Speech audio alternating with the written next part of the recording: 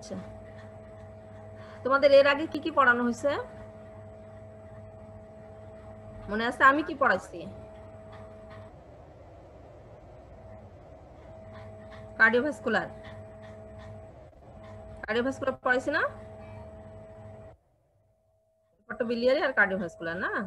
আচ্ছা, আজকে আমি রেনাল সিস্টেম পড়াবো।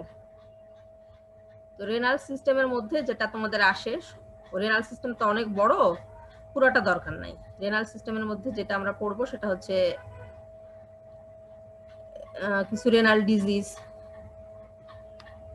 লাইক রেনাল সেল কার্সিনোমা, বিশেষ করে কার্সিনোমাটা ধরে, আর গ্লোমেরুলার ডিজিজ ধরে। এটা রিটেনেও আসে, ভাইবাও ধরে। হ্যাঁ, আচ্ছা, তো প্রথমে আমরা সবাই কতজন জয়েন করছো? ম্যাডাম একটু সময় নেন, ওই যে মোটামুটি বেশ ভালোই জয়েন করে। আচ্ছা, তাহলে কিডনির মধ্যে কি কি আছে? রেনাল সিস্টেমের মধ্যে আমরা জানি সাধারণত কিডনি, ইউরেটার, ব্লাডার আর ইউরেথ্রা, তাই না? অনেক বড়, এতটা তোমাদের লাগে না। এখানে এসে কিডনি থেকে গ্লোমেরুলার ডিজিজ আর কার্সিনোমা ইম্পর্টেন্ট, টিউবুলার ডিজিজ অল্প আসে, আর হচ্ছে ব্লাডারের ক্যান্সার তোমাদের কার্ডে যেটা আছে সেটা পড়তে হয়। এখন একটা কিডনি যদি আমরা গ্রসলি দেখি, কি কি দেখতে পাই? আমরা জানি আগে থেকেই, আমরা পড়ে আসছি অ্যানাটমি। একটা কিডনিতে আমরা গ্রসলি কি কি দেখবো বলতো? রেনাল কর্টেক্স থাকে, মেডালা থাকে, medulla, major calyx, minor calyx, pelvis, তাই না? এটা আমরা দেখতে পাবো। হ্যাঁ, কিন্তু কিছু স্ট্রাকচার আছে যেটা আমরা মাইক্রোস্কোপের নিচে ছাড়া দেখতে পাই না, এগুলোকে বলে মাইক্রোস্ট্রাকচার। সেগুলোর মধ্যে কি কি? গ্লোমেরুলাস, তাই না? রেনাল টিউবিউল, ইন্টারস্টিশিয়াম, এগুলোতে কি কি ডিজিজ হয় সেগুলো আমরা আজকে জানবো। এর মধ্যে সবচেয়ে বেশি ইম্পর্টেন্ট যেটা, সেটা হচ্ছে গ্লোমেরুলাস ডিজিজ। গ্লোমেরুলার মধ্যে কি কি ডিজিজ হয়? হ্যাঁ, এই যে স্ট্রাকচার এটা। আচ্ছা, ফিজিওলজির মধ্যে রেনাল ফাংশন টেস্ট, সেটা আমরা ক্লিনিক্যাল প্যাথের মধ্যে পড়বো। হ্যাঁ, আর এখানে পড়বো আমরা প্যাথোলজির মধ্যে রেনাল ডিজিজের মধ্যে আমরা পড়বো সাধারণত এমনি যদি তোমাকে জিজ্ঞাসা করে, ভাইবায় জিজ্ঞাসা করে যে একটা কিডনির মধ্যে কি কি ডিজিজ হয়, তাহলে কি দিয়ে শুরু করবা? অবশ্যই প্রথমে কনজেনিটাল অ্যানোমেলিতে আসবা। কনজেনিটাল অ্যানোমেলি, তারপর সিস্টিক ডিজিজ, তারপর glomerular disease, tubulo interstitial disease, stone আর টিউমার। সিরিয়াল এইভাবে বলবা। তোমাদেরকে ভাই যদি কেউ জিজ্ঞাসা করে যে কিডনিতে কি ডিজিজ হয়, তোমরা সরাসরি ক্যান্সারের নাম বলে ফেলো, প্যাথোলজি মানে ক্যান্সারে চলে যাও। কিন্তু শুরু করতে হয় যে কোনো অর্গান, যে কোনো সিস্টেমের ডিজিজ যদি জানতে চায়, ভাইবা বড় সুন্দর করে অর্গানাইজড হইতে বলতে হয়। অ্যানোমেলি প্রথমেই কনজেনিটাল অ্যানোমেলি দিয়ে শুরু করতে হয়, তারপর ওই সিস্টেমে আর কি কি ডিজিজ হয়। যেমন কিডনি সিস্টেমে হয়, রেনাল সিস্টেমে cystic disease, glomerular disease, tubulo interstitial disease, stone আর টিউমার। সবার শেষে টিউমার দিয়ে বলতে হবে। অবশ্যই প্রথমে অ্যানোমেলি দিয়ে শুরু করতে হয়, ঠিক আছে? এখন কনজেনিটাল অ্যানোমেলির মধ্যে একটু নামগুলো জেনে রাখলা। হ্যাঁ, agenesis of the kidney, hypoplasia, ectopic kidney, যেখানে থাকার কথা সেখানে না থেকে একটু নিচে থাকে। তারপরে হর্সশু শেপড কিডনি। হ্যাঁ, এগুলো হচ্ছে কনজেনিটাল অ্যানোমেলি। তারপরে সিস্টিক ডিজিজ, এগুলোর নামগুলো মুখস্থ করবা। অনেক সময় রিটেনে চলে আসে cystic disease of the kidney, শুধু নামগুলো জানলেই হবে। এর মধ্যে কমন যেটা তোমরা শুনে থাকবা, পলিসিস্টিক কিডনি ডিজিজ, তাই না? আর কি কি আছে? Cystic renal dysplasia, medullary cystic disease, dialysis induce cystic disease, simple renal cyst হতে পারে। তারপরে glomerulocystic disease, extra parenchymal renal cyst. এই নামগুলো মুখস্থ করে ফেলবা, ঠিক আছে? পলিসিস্টিক কিডনি আবার অটোজোমাল ডমিনেন্ট আর রিসেসিভ, এই দুইটা ভাগে ভাগ করে, ঠিক আছে? এগুলো শুধু নাম মুখস্থ করে ফেলবা, cystic disease of the kidney. তারপরে আসো মেন যেটা তোমাদের পড়া, সেটা হচ্ছে গ্লোমেরুলার ডিজিজ। এখানে গ্লোমেরুলার ডিজিজ এবারও রিটেনে আসছিল। হ্যাঁ, name the glomerular disease of the kidney. একটা দুইটা নাম দিতে পারছে সবাই রিটেনে, এত সুন্দর করে দেওয়া আছে। প্রাইমারি আর সেকেন্ডারি দুইটা ভাবে হয়, দুইটা ভাগে ভাগ করা যায় গ্লোমেরুলার ডিজিজকে। প্রাইমারি গ্লোমেরুলোনেফ্রাইটিস, একটা সেকেন্ডারি গ্লোমেরুলোনেফ্রাইটিস। সবাই প্রাইমারি সেকেন্ডারি একসাথে মিশিয়ে লিখেছে, কেউ প্রাইমারি সেকেন্ডারি আলাদা করে লিখেনি, কিন্তু এটা আলাদা করে দিতে হবে রিটেনে আসলে। রিটেনে এটা আসে, অল্টারনেটিভ আসেই গ্লোমেরুলার ডিজিজ। আইদার্স এক একটা ইন্ডিভিজুয়াল ডিজিজের নাম দিয়ে ওটার প্যাথোফিজিওলজি জানতে চায়, আর নইলে এটার নামগুলোই আসে, name the glomerular disease of the kidney. তাহলে প্রাইমারি গ্লোমেরুলার ডিজিজকে আমরা বলবো প্রাইমারি গ্লোমেরুলোনেফ্রাইটিস। এগুলোর মধ্যে কি কি আছে একদম মুখস্থ এই কয়টা নাম: acute diffuse proliferative glomerulonephritis, acute diffuse proliferative glomerulonephritis. এটা দুইটা ভাগে ভাগ করি, একটা পোস্ট স্ট্রেপ্টোকক্কাল আর একটা নন পোস্ট স্ট্রেপ্টোকক্কাল। এগুলো কি আমরা আসতেছি পরে। Acute diffuse proliferative glomerulonephritis. 2 number হচ্ছে র্যাপিডলি প্রোগ্রেসিভ গ্লোমেরুলোনেফ্রাইটিস, এটার আরেকটা নাম ক্রিসেন্টিক গ্লোমেরুলোনেফ্রাইটিস। তারপরে আসছো membranous glomerulonephropathy, minimal change disease, focal segmental glomerulosclerosis, membrano proliferative glomerulonephritis, IgA nephropathy, chronic glomerular nephritis.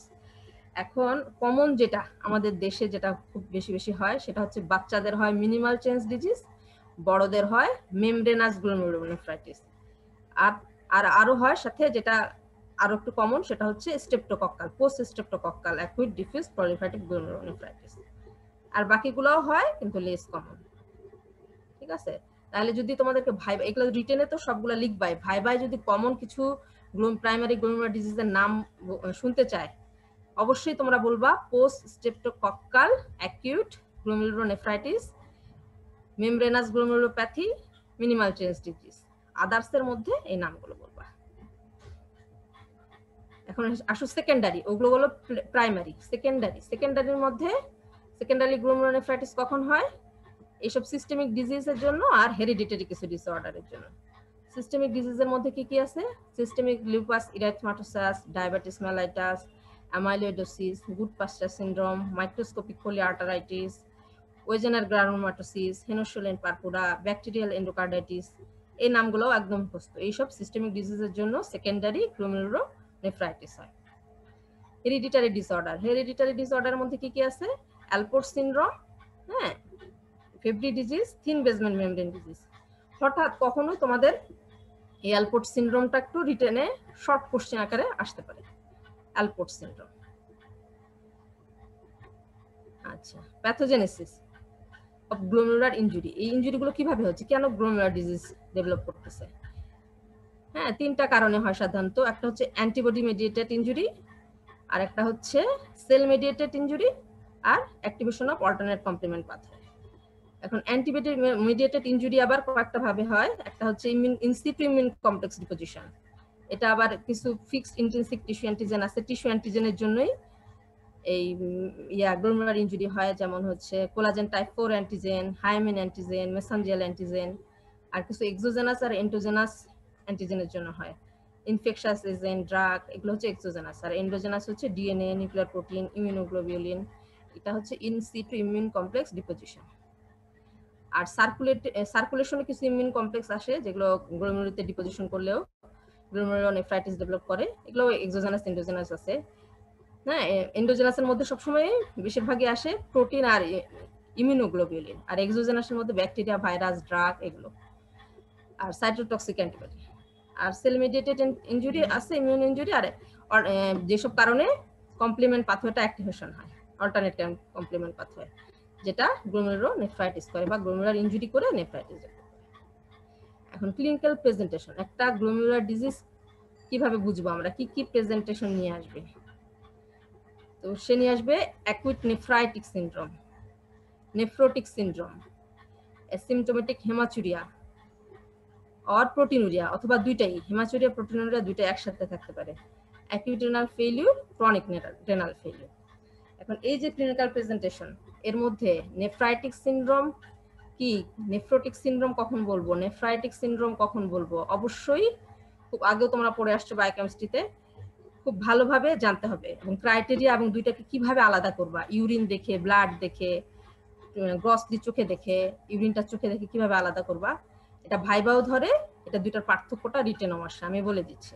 Hematuria কাকে বলে তোমরা জানো অবশ্যই, ব্লাড ইন ইউরিন, তাই না? Blood in urine. প্রোটিনুরিয়া তো আমরা জানি, ইউরিন দিয়ে প্রোটিন পাস হয়, তাই না? আর রেনাল ফেইলিউর হতে পারে অ্যাকুইট অথবা ক্রনিক। এখন এই যে অ্যাকুইট নেফ্রাইটিক সিনড্রোম কখন বলবো আমরা, কি কি ক্রাইটেরিয়া থাকবে? Acute onset of grossly visible haematuria.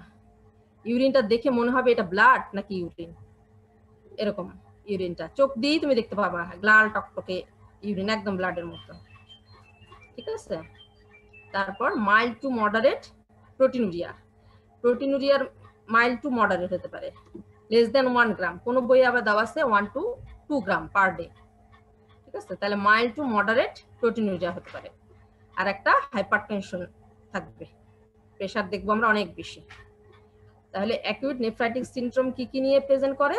Grossly visible, commonly এটা খেয়াল করবা, হিমাচুরিয়া গ্রসলি দেখবো আমরা, ইউরিনটা ব্লাডি ইউরিন। আর প্রোটিন তো আমরা দেখতে পাবো না, হাইপারটেনশন পাবো প্রেশার দিলে মাপলে।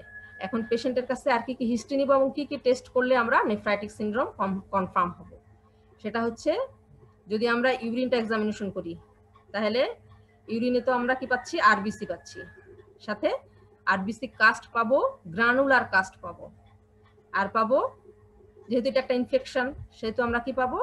ডাব্লিউবিসি পাবো, মানে পাসসেল পাবো ইউরিনে। হ্যাঁ, পাসসেলটা কি? ভাই ভাই জিজ্ঞাসা করলে পাসসেল কি বলতে পারো না, ইউরিনে যে পাসসেল কি সেটা? হ্যাঁ, সেটা পাবো। হ্যাঁ, এটা হচ্ছে ইউরিন এক্সামিনেশন। ব্লাড এক্সামিনেশন যদি আমরা করি তাহলে কি পাবো? ব্লাডে সিরাম অ্যালবুমিন, তারপরে গ্লোবিউলিন, এগুলা কি হবে? কমে যাবে, তাই না? আবার ইয়া হবে কি, অ্যালবুমিন ক্রিয়েটিনিন রেশিও এটাও অল্টার্ট করবে। অ্যাকুইট নেফ্রাইটিক সিনড্রোমের কমন কজ হচ্ছে পোস্ট স্ট্রেপ্টোকক্কাল গ্লোমেরুলোনেফ্রাইটিস, এটার জন্য নেফ্রাইটিক সিনড্রোম হয়, কমন কজ। আচ্ছা, এবার আসো নেফ্রোটিক সিনড্রোম। নেফ্রোটিক সিনড্রোমে কি হবে? নেফ্রাইটিকে আমরা mild proteinuria, mild to moderate পাইছি, কিন্তু নেফ্রোটিক সিনড্রোম হবে massive proteinuria, more than 3.5 gram per day protein থাকবে, ইউরিন দিয়ে পাস করবে। হাইপো অ্যালবুমিনেমিয়া, তার মানে কি? ব্লাডে albumin level less than 3 gram per decilitre of blood, কম থাকবে। তারপরে জেনারেলাইজড এডিমা হবে। জেনারেলাইজড এডিমা আমরা বলতে কি বুঝি? ফেস এডিমা থাকবে, পেরিঅরবিটাল, তারপরে অ্যাসাইটিস থাকবে অ্যাবডোমেনে, লেগে এডিমা থাকবে। আর কি হবে? হাইপারলিপিডিমিয়া হবে, ব্লাডে লিপিড লেভেল বেড়ে যাবে, ইউরিন দিয়ে লিপিড পাস করবে, লিপিডুরিয়া। এটার কমন কজ কি? এটা ভাইবা ধরে নেফ্রোটিক, বাচ্চাদের নেফ্রোটিক সিনড্রোমের common cause minimal change disease, অবশ্যই বলতে পারতে হবে। তাহলে এই যে অ্যাকুইট নেফ্রাইটিক সিনড্রোম আর নেফ্রোটিক সিনড্রোমের মধ্যে তোমরা কিভাবে পার্থক্য করবা? হ্যাঁ, একটা তো কজ গুলা ওটা পরে কজ, একটা এডিমা দেখবা, যখন একটা পেশেন্টকে দেখবা নেফ্রাইটিক সিনড্রোমে অল্প এডিমা থাকে, শুধু সাধারণত দেখা যাবে যে পেরিঅরবিটাল, চোখের নিচে এডিমা। কিন্তু নেফ্রোটিক সিনড্রোমে জেনারেলাইজড এডিমা, জেনারেলাইজড এডিমাকে আমরা কি বলি? অ্যানাসার্কা, তাই না? জেনারেলাইজড এডিমা থাকবে। আর সাথে আমরা কি কি টেস্ট করব?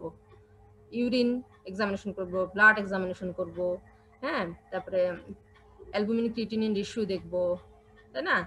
তাহলে এখন ইউরিন এক্সামিনেশন করলে কমনলি আমরা কি দেখব? ইউরিনটা ভলিউমটা কম পাবো, সবচেয়ে বেশি কম পাই আমরা নেফ্রাইটিক সিনড্রোমে, গ্রস অলিগুরিয়া থাকে, এই জন্য শুধু ইয়া থাকে, ব্লাডটা আমরা বেশি পাই, অলিগুরিয়া থাকে।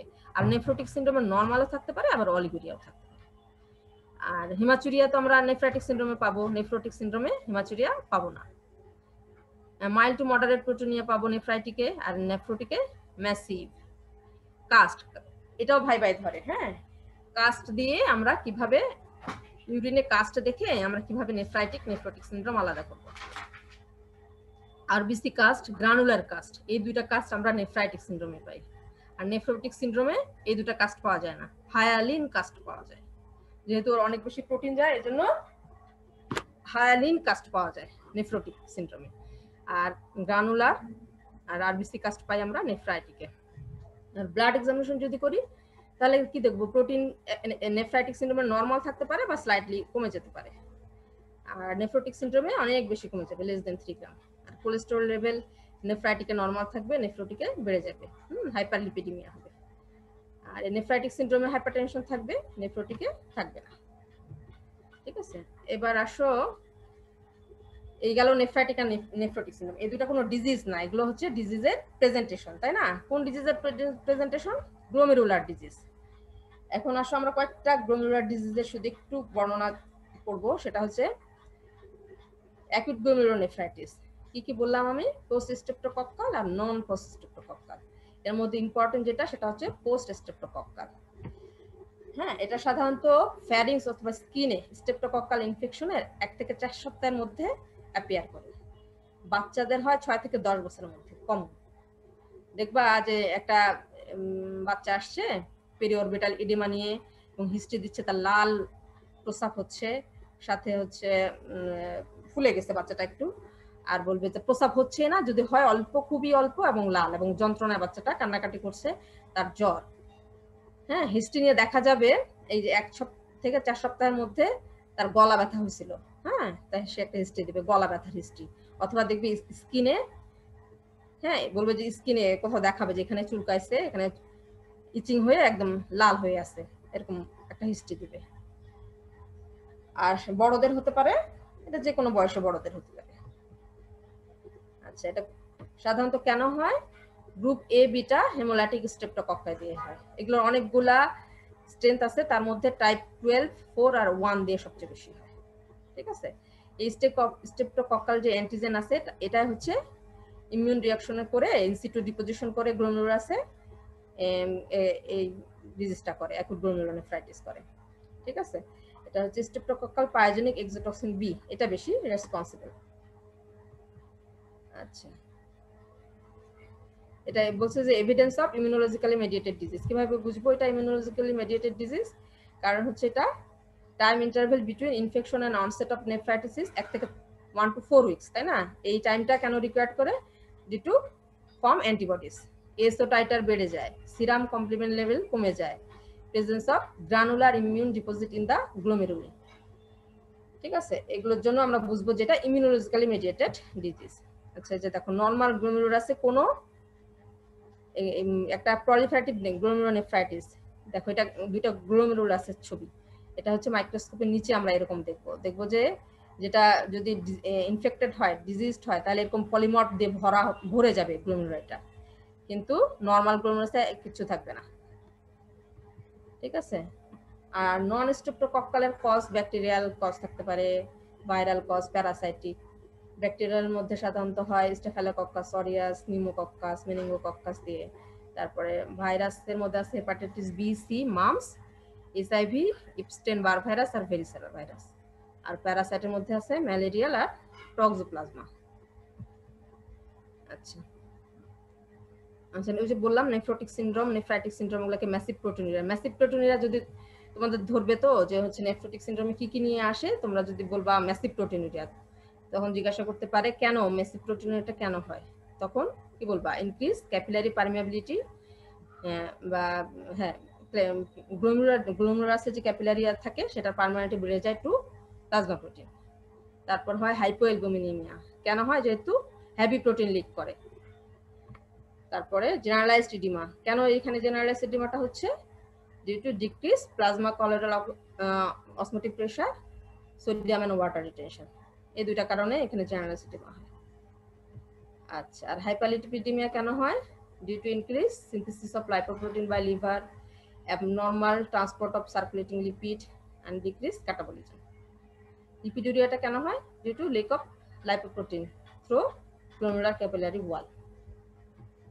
আচ্ছা, নেফ্রোটিক সিনড্রোমের কমন কজ বলছিলাম, বাচ্চাদের মিনিমাল চেঞ্জ ডিজিজ, বড়দের মেমব্রেনাস, তাই না? গ্লোমেরোপ্যাথি। আদার্সের মধ্যে যদি জিজ্ঞাসা করে তোমরা দুইটা নাম বেশি বলবা সাধারণত, একটা হচ্ছে ফোকাল সেগমেন্টাল গ্লোমেরুলোস্ক্লেরোসিস আর আইজিএ নেফ্রোপ্যাথি। আচ্ছা, আর সিস্টেমিক ডিজিজ তো এগুলো আগে বললাম, ডায়াবেটিস মেলাইটাস, অ্যামাইলোইডোসিস, এসএলই, কিছু ড্রাগ ইনফেকশন, ম্যালিগন্যান্ট ডিজিজ যেমন carcinoma, lymphoma.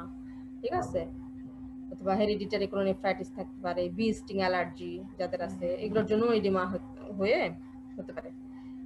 Immune complex deposition, যে এক্সোজেনাস ইমিউন কমপ্লেক্স ডিপোজিশন হয়ে গ্লোমেরুলার ইনজুরি করতে পারে। ঠিক আছে, আচ্ছা, আবার এরপর আসো মিনিমাল চেঞ্জ ডিজিজ, যেটা বাচ্চাদের হয়, যার জন্য নেফ্রোটিক সিনড্রোম ডেভেলপ করে। বাচ্চা সাধারণত 2 থেকে 6 বছরের বাচ্চাদের মধ্যে হয়। আর প্রেজেন্টেশন তো অবশ্যই নেফ্রোটিক সিনড্রোমের প্রেজেন্টেশন থাকবে। আচ্ছা, এখন যেটা গ্লোমেরুলার ডিজিজ, হ্যাঁ, এটা আইডেন্টিফাই করার জন্য শুধু ইউরিন ব্লাড এক্সামিনেশন করলে হয় না। এটার সাথে মাইক্রোস্কোপের নিচে বায়োপসি করে মাইক্রোস্কোপের নিচেও দেখতে হয় 1 নাম্বার। 2 নাম্বার হচ্ছে ইমিউনোফ্লুরোসেন্স মাইক্রোস্কোপি করতে হয়। হ্যাঁ, কারণ হচ্ছে ওই যে ইমিউন কমপ্লেক্সগুলো ডিপোজিশন হয় সেগুলো ইমিউনোফ্লুরোসেন্স মাইক্রোস্কোপ ছাড়া বোঝা যায় না। এই ইমিউনোফ্লুরোসেন্স মাইক্রোস্কোপ আমাদের এখানে দিনাজপুরে নাই, ঢাকায়ও সব জায়গায় নাই, বিএসএমইউতে আছে। আর হচ্ছে ইলেকট্রন মাইক্রোস্কোপ, ইমিউনোফ্লুরোসেন্স মাইক্রোস্কোপ বিএসএমইউতে আছে, আর মনে হয় ক্যান্টনমেন্ট, হ্যাঁ ওখানে আছে। তো ইমিউনোফ্লুরোসেন্স মাইক্রোস্কোপে আমরা কি কি দেখি? ইমিউন ডিপোজিশন গুলো দেখি। মিনিমাল চেঞ্জ ডিজিজে কোনো ইমিউন ডিপোজিশন সাধারণত পাওয়া যায় না, ঠিক আছে। আর ইলেকট্রন মাইক্রোস্কোপের নিচে আমরা কি দেখবো? গ্লোমারাসের যে ভিসেরাল এপিথেলিয়াল আছে, এখানে effacement of foot process of visceral epithelial cell, এটা পাবো। এত কিছু ডিটেইলস তোমাদের ধরে না, শুধু বলে জিজ্ঞাসা করে ভাই গ্লোমেরুলার ডিজিজ দেখার জন্য আমরা কি কি টেস্ট করব। তখন তোমরা প্রথমে বলবা যে জেনারেল প্রেজেন্টেশন, পেশেন্টের একটা প্রেজেন্টেশন কি কি নিয়ে আসবে, পেশেন্ট হিস্ট্রিটা বলবা। তারপরে বলবা ইউরিন এক্সামিনেশন করব, ইউরিনের মধ্যে কি কি পাবো, নেফ্রোটিক নেফ্রাইটিক আলাদা করে বলবা। তারপরে ব্লাড এক্সামিনেশন করব, ব্লাডের মধ্যে কি কি দেখবো, albumin, globulin, albumin globulin ratio, cholesterol. তারপরে কি বলবা? তারপরে হচ্ছে অ্যালবুমিন ক্রিয়েটিনিন রেশিও করব, আর করব হচ্ছে বায়োপসি। বায়োপসি করে কি কি দেখবো? বায়োপসি করে একটা লাইট মাইক্রোস্কোপি করব, যেটা আমরা নরমালি করি রেগুলার। তারপরে ইমিউনোফ্লুরোসেন্স মাইক্রোস্কোপি করব, ইলেকট্রন মাইক্রোস্কোপি করব। এই তিনটা নাম বলতে পারতে হবে।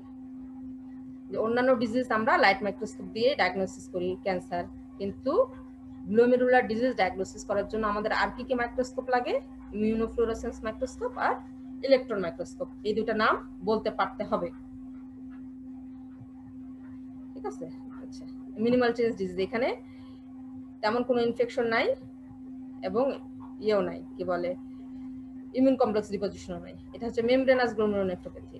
এখানে ইমিউন কমপ্লেক্স ডিপোজিশন আছে। ইমিউন কমপ্লেক্স ডিপোজিশন থাকলে যে সবুজ সবুজ নিচে এরকম দেখা যায় ইমিউনোফ্লুরোসেন্স মাইক্রোস্কোপিতে। আচ্ছা, এগুলো না জানলে চলবে। এবার আসো আইজিএ নেফ্রোপ্যাথি। এটার আরেকটা নাম বার্জার ডিজিজ। এটা ওয়ার্ল্ড ওয়াইড একটা most common type of glomerulonephritic disease. যদি আমাদের দেশে মেমব্রেনাসটা কমন, যে কোনো বয়সে হতে পারে, বাচ্চাদের হতে পারে, ইয়াং অ্যাডাল্টদের হতে পারে। কি নিয়ে প্রেজেন্ট করে? রিকারেন্ট গ্রস হিমাচুরিয়া নিয়ে প্রেজেন্ট করে। প্রোটিনুরিয়াও থাকতে পারে। আর এটার মধ্যে নেফ্রাইটিক সিনড্রোম অথবা নেফ্রোটিক সিনড্রোম যে কোনোটা থাকতে পারে। তাহলে আমরা কনফার্ম হবো কি দিয়ে? ইমিউনোফ্লুরোসেন্স করে, ঠিক আছে। এই IGA nephropathy patient nephritic syndrome বা নেফ্রোটিক সিনড্রোম যে কোনো একটা প্রেজেন্টেশন নিয়ে আসতে পারে। তাহলে এটা কি ডিজিজ, কোন ধরনের গ্লোমেরুলাইটিস, সেটা জানার জন্য আমরা ইমিউনোফ্লুরোসেন্স মাইক্রোস্কোপি করলে কি পাবো? এই যে মেসেঞ্জার ডিপোজিশন অফ আইজিএ পাবো, কমন। এটা সাধারণত এটাই বেশি পাওয়া যায়, আর অকেশনাল সি3 পাই, ঠিক আছে। এই যে সবুজ সবুজ যেটা দেখতে পাচ্ছ, ওটা ইমিউনোফ্লুরোসেন্স মাইক্রোস্কোপি করে যদি এরকম সবুজ সবুজ মাইক্রোস্কোপি নিচে দেখা যায়, এবং প্রত্যেকটা আলাদা আলাদা ভাগ করা থাকে, বিভিন্ন কয়েকটা ইমিউন দিয়ে ভাগ করা থাকে। হ্যাঁ, আইজিএ, সি3, হ্যাঁ সি6, এরকম করে কয়েকটা কমপ্লিমেন্টারি দিয়ে ইমিউনোগ্লোবুলিন দিয়ে আলাদা আলাদা ইয়ে করা থাকে। তো যেই জায়গায় সবুজ প্রায় এরকম ফ্লুরোসেন্স দেখা যাবে, তখন আমরা কনফার্ম হব যে সেইটাই ডিপোজিশন হয়েছে। এবং কোথায় হয়েছে, মেসেঞ্জিয়ামে, ইন্টারস্টিশিয়ামে, সেটা দেখে শিখতে হবে। এখন তো তোমরা পারবে না। এবার স্টোনের শুধু কি কি স্টোন হয় নামগুলো জানলেই হবে। ক্যালসিয়াম স্টোন হয়, ট্রিপল স্টোন হয়, ইউরিক অ্যাসিড স্টোন হয়, সিস্টিন স্টোন হয় এবং আদার, ঠিক আছে। আচ্ছা, কেন হয় স্টোন? প্যাথোজেনেসিস কি? Due to increased concentration of stone constituted in urine, super স্যাচুরেশনের জন্য। যেমন আমরা পড়ছি গল স্টোন, সেরকমই। ইউরিন ভলিউম কমে গেলে হবে, পিএইচ যদি চেঞ্জ হয় ইউরিনের তখন হয়, ইউরিনারি ট্র্যাক্ট ইনফেকশনের জন্য হয়, ঠিক আছে। কিছু ফ্যাক্টরস আছে যেগুলো স্টোন ফর্মেশন ইনহিবিট করে, সেগুলো যদি কমে যায় বা ওগুলো ডেফিসিয়েন্সি হলে হয়, যেমন পাইরোফসফেট, ডাইফসফোনেট, সাইট্রেট, গ্লাইকোজ, অ্যামাইনোগ্লাইকেন্স, অস্টিওপন্টিন, এগুলো গ্লাইকোপ্রোটিন। ক্লিনিক্যাল প্রেজেন্টেশন তো আমরা স্টোনে সাধারণত জানি অ্যাসিম্পটোমেটিক থাকতে পারে, আবার হিমাচুরিয়া থাকতে পারে, কলিকি পেইন থাকতে পারে, আর ইনফেকশন থাকতে পারে। এই প্রেজেন্টেশনগুলো নিয়ে আসে, তারপরে এক্সরে করে আমরা কনফার্ম হই, তাই না? এক্সরে আর আরেকটা কি করি, IVU, তাই না? IVU করি। একটা তোমার পরিচিত পেশেন্ট বা তোমার আত্মীয় স্বজন হঠাৎ করে বললো যে আমার পেইন হচ্ছে, লয়ন পেইন হচ্ছে, দেখাচ্ছে প্রচন্ড পেইন হচ্ছে দুই পাশে। তুমি তখন কি কি করতে দিবা? প্রথমে তাকে ইউরিন এক্সামিনেশন করতে দিবা, তারপরে এক্সরে করতে দিবা। এক্সরেতে যদি স্টোন থাকে তাহলে সেই স্টোনটা কিডনির কোন জায়গায় আছে সেটা আইডেন্টিফাই করার জন্য আমরা IVU করি না? IVU করি। এখন আসো টিউমার। কি কি টিউমার হয় নামগুলো জানতে হবে, বিনাইন আর ম্যালিগন্যান্ট, তাই না? আচ্ছা, বিনাইন টিউমারের মধ্যে কি কি আছে? তিনটা নাম মুখস্থ: renal papillary adenoma, angiomyolipoma, oncocytoma. Renal papillary adenoma, angiomyolipoma, oncocytoma, benign tumour of kidney. Malignant tumour, malignant টিউমারের মধ্যে renal cell carcinoma, Wilms tumour আর urothelial carcinoma of renal pelvis. Renal পেলভিসে ইউরোথেলিয়াল কার্সিনোমা হয়, সেটা কিডনিতে চলে যায়, ভিতরে চলে যায়। কর্টেক্স, মেডালা, ওগুলো দিয়ে গ্লোমেরুলাস, ইন্টারস্টিশিয়াম, টিউবুল সবগুলোতে এফেক্ট হয়। এখন রেনাল সেল কার্সিনোমা এটাকে আবার কয়টা ভাগে ভাগ করছে। কমন যেটা সাধারণত রেনাল সেল ক্যান্সার বলতে আমরা বুঝি clear cell carcinoma, papillary carcinoma আর প্রোমোফব রেনাল সেল কার্সিনোমা, এই তিনটা। আর লেস কমন হচ্ছে XP11 translocation carcinoma, collecting duct carcinoma, rare. এই তিনটা কমন হয়: clear cell renal cell carcinoma, papillary renal cell carcinoma আর প্রোমোফব রেনাল সেল কার্সিনোমা। আর আসলে এবার উইলমস টিউমার, তোমরা আগে পড়ছো না? উইলমস টিউমারের নাম নেফ্রোব্লাস্টোমা। কাদের হয় উইলমস টিউমার? কাদের হয়? বাচ্চাদের। তারপর আসো urothelial carcinoma of the renal pelvis, এটা হয়। আচ্ছা, এই যে দেখো তিনটা,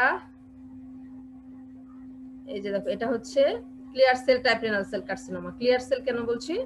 এটা সাইটোপ্লাজমটা এরকম ফোমি ক্লিয়ার থাকে, মাইক্রোস্কোপের নিচে দেখলে আমরা এরকম পাবো ক্লিয়ার সেল। এখানে মাইক্রোস্কোপের নিচে নরমাল কিডনি স্ট্রাকচার, এখানে আমরা গ্লোমেরুলাস আলাদা করে পাই, ঠিক আছে, ইন্টারস্টিশিয়াম, টিউবিউল আলাদা আলাদা করে পাই। এখানে কোনো স্ট্রাকচার বোঝা যাবে না, শুধু এরকম ক্লিয়ার সেল হয়ে থাকবে। এটা হচ্ছে রেনাল সেল কার্সিনোমা।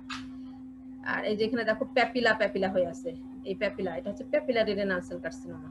আর এটা হচ্ছে প্রোমোফব রেনাল সেল কার্সিনোমা। আচ্ছা, উইলমস টিউমার, নেফ্রোব্লাস্টোমা কাদের হয়?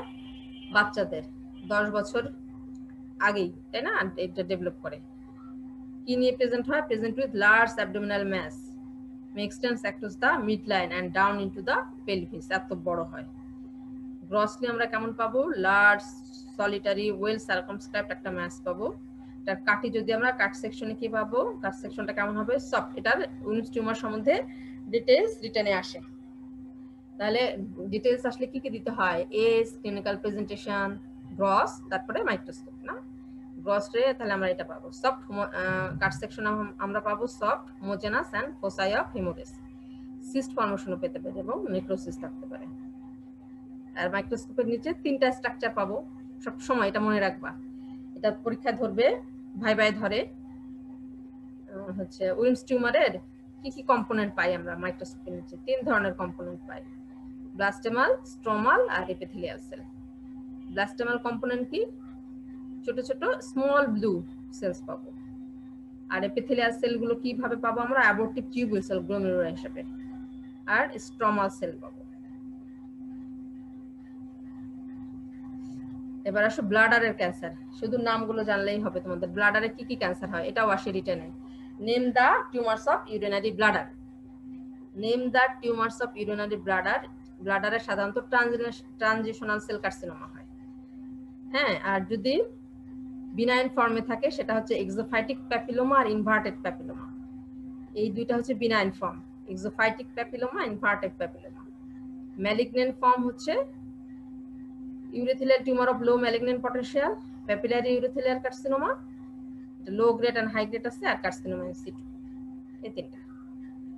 আর আদার্স কি হতে পারে? স্কোয়ামাস সেল কার্সিনোমা হতে পারে, মিক্সড কার্সিনোমা হতে পারে, অ্যাডেনো কার্সিনোমা হতে পারে, স্মল সেল কার্সিনোমা, সার্কোমা। তাহলে যদি টিউমারের নাম বলতে বলে ইউরিনারি ব্লাডারে, তাহলে কমন হচ্ছে ট্রানজিশনাল সেল কার্সিনোমা, ওটাকে ইউরোথেলিয়াল কার্সিনোমাও বলে, যেটা এই কয়েকটা ফর্মে থাকে। একটা exophytic papilloma, inverted papilloma, benign ফর্মে থাকে। আর ম্যালিগন্যান্ট হচ্ছে urothelial tumour of low malignant potential আর low grade high grade papillary urothelial carcinoma carcinoma in situ. Others এর মধ্যে নাম বলবো squamous cell carcinoma, mixed carcinoma, adenocarcinoma, squamous cell carcinoma, sarcoma. তাহলে এই পর্যন্তই। এই যে এই কয়েকটা জিনিস তোমরা জানলেই হবে রেনাল সিস্টেমের মধ্যে। Glomerular disease, nephrotic syndrome, nephritic syndrome, হ্যাঁ, টিউমারের নামগুলো, ব্লাডার আর কিডনি টিউমারের নামগুলো, উইলমস টিউমার সম্বন্ধে ডিটেলস হচ্ছে পোস্ট স্ট্রেপ্টোককাল গ্লোমেরুলোনেফ্রাইটিস সম্বন্ধে, মিনিমাল চেঞ্জ ডিজিজ আর মেমব্রেনাস ডিজিজ, এই কয়েকটা পড়বা। আর একটা জিনিস অকেশনাল কখনো কখনো আসে, হঠাৎ করে আসে, সেটা হচ্ছে pyelonephritis, tubulo interstitial disease, pyelonephritis, এটা একটু পড়ে নিবা তোমরা। What is pyelonephritis? এটা হচ্ছে infection of renal pelvis, tubule and interstitium. এটা অ্যাকিউট আছে, ক্রনিক আছে, বিভিন্ন কারণে হতে পারে ইনফেকশন, যেমন কমনলি হয় হচ্ছে ইকলাই, ক্লেপশিয়ালা, প্রোটিয়াস, ইন্টারোব্যাক্টার, এগুলো দিয়ে। আর এর বেশি কিছু ওখান থেকে আসে না, ধরে না। ঠিক আছে, আজকে এই পর্যন্তই। Thank you ma'am. হ্যাঁ, আল্লাহ হাফেজ। Thank you, ma'am.